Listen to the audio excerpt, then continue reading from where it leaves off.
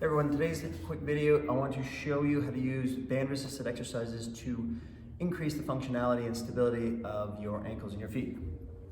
Now I know most traditional banded ankle exercises, they teach this, where the ankle moves in and out. Now, what we're strengthening here is the tibialis posterior, so the inside ankle muscles. That is the actual motion it does, but functionally, that's not how it works. If you think about when we're walking during gait and running, the ankle moves from ankle dorsiflexion, plantar flexion to dorsiflexion. We don't want movement happening in this kind of frontal plane here. We want that movement controlled. So the control comes from tib posterior on the inside and peroneals on the outside. Their job is to prevent us from excessively rolling. So why are we strengthening those muscles in that fashion? Now it is important, but it doesn't really work that well from a functional standpoint. So what we like to teach here at Concept of Movement is you move the foot through plantar flexion, dorsiflexion, and the band is trying to pull me out into that mistake.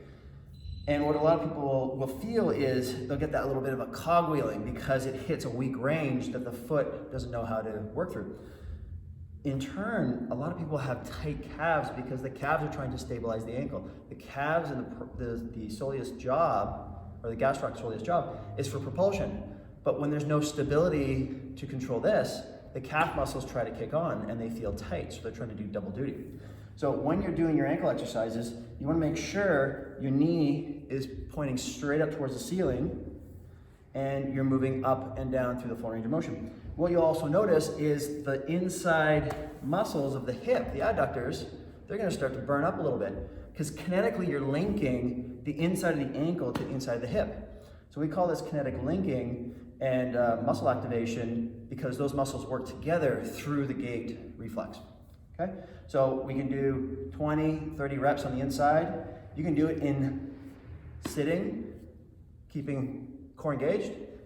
You can do it in laying, if you want to do it here. And then what we can also do is we can play with it up in here into a squat. Same thing, you're gonna feel those inner hip muscles really kicking on because the band's trying to pull me out like this and you gotta keep it like so. And of course, we would do the opposite side of the ankle. Same thing, lateral ankle with lateral hip. We're gonna go up and down into plantar flexion, dorsiflexion. You're gonna feel the outer glute muscles kick on a little bit.